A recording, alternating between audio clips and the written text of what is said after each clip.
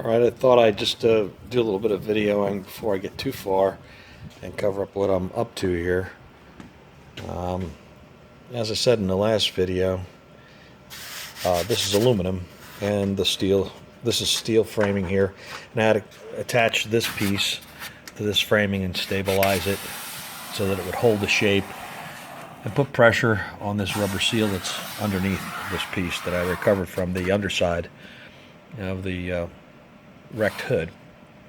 As you can see, I bent an L-shaped piece of metal here and slid it up underneath, and then I shrunk it and stretched it until it met the contours on the bottom side, and then trimmed it off at the top, and then tack welded it here.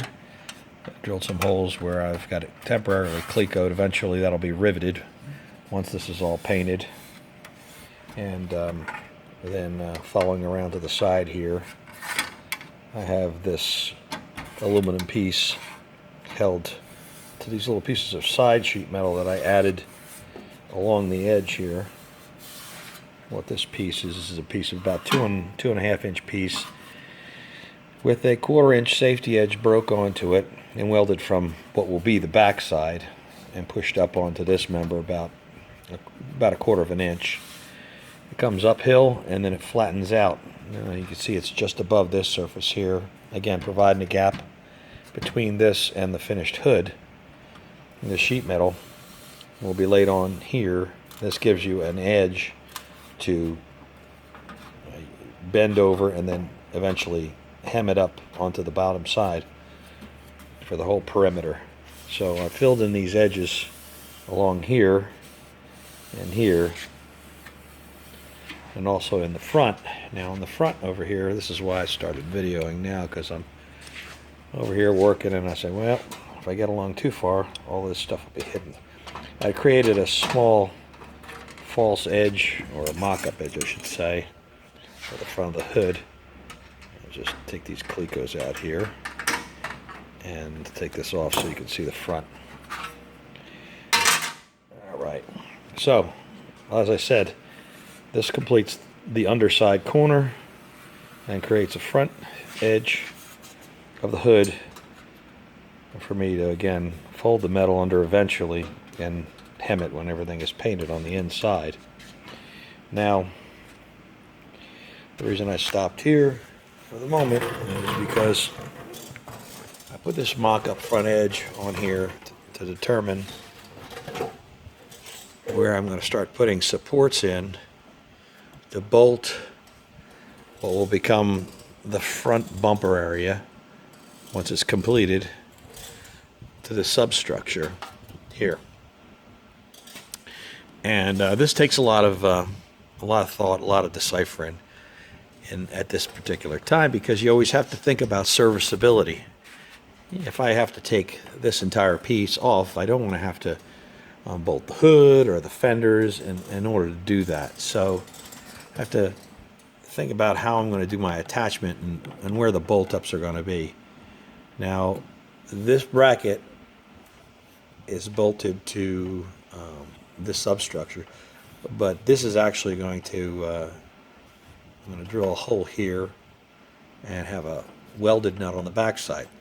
Then I'll put another piece of sheet metal, which will be my starter sheet metal for this whole assembly here, and I'll have it so that it will bolt up from the inside, so that when you raise the hood, raise or lower the hood, you'll be able to see the attachment point on the back side. So if you ever have to take the entire nose and grill off, you'll be able to unbolt bolts that go in from this direction.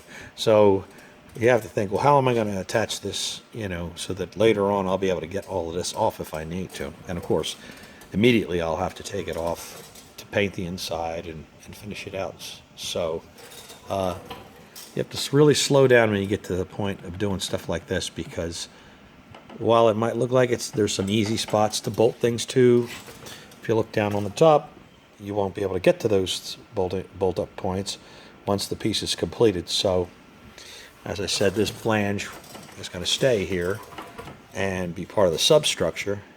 And will be a piece of sheet metal that'll come in on the back side here. So it'll be bolted up, and this will start have us be a start point where I can finish out, or start to finish out, the front bumper area that will come and join up with this grill work over here. It's not all that self-evident when you start doing this stuff. Also, what I'm going to have to do is, you can see it better from this side over here. I should have done this ahead of time, but I didn't. This assembly is still a little bit wobbly way out here because the supports are way in the center of this piece. So the original piece, as you can see, bolts right to these upper frame rails, and it's very secure right here. So I'm going to have to, there's 2 bolt holes here that correspond with these, and I'm going to have to come up with something to extend that, to make this a little bit more rigid, because this has got to be all fastened solid. The other thing I'm going to need to do is establish some sort of a support out here that's tied back here that will be sufficient to hold up the corner of the fender, and also an attachment point for the this bumper and this nose section here. This is a little nifty item, in case you hadn't seen anything like this before. This is something pretty common. It's been used for years in NASCAR to in a building process, and used to be used for adjusting fenders in and out.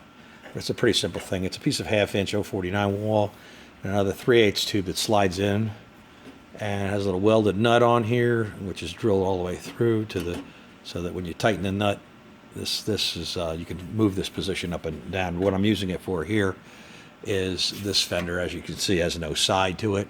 Long gone, but anyway, I'm using it to temporarily hold this thing so that it's up in the proper rotation relative to where the hood needs to go. So all of this is getting cut off, so this is where the new part of the fender will start up. And that's about it for right now.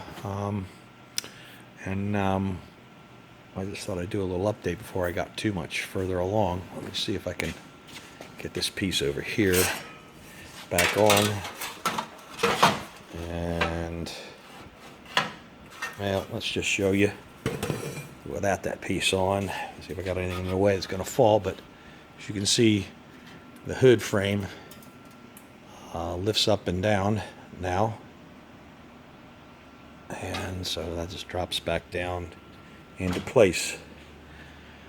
I was kind of hoping that this would have the location points that the SRT model has, which has gas pistons to help hold up the hood. Now on my Dodge Charger Daytona, I have those pistons, and they're not quite enough to hold up the hood, so I also have to have a prop, but it's a whole lot easier to lift a big heavy hood when you have those pistons. I'm going to have to see if I can't rig a couple into this car. There should be, the location points should be referenced someplace, and I'll have to figure that one out. But anyway, that's where it stands right now, and I thought I'd just give you a little update.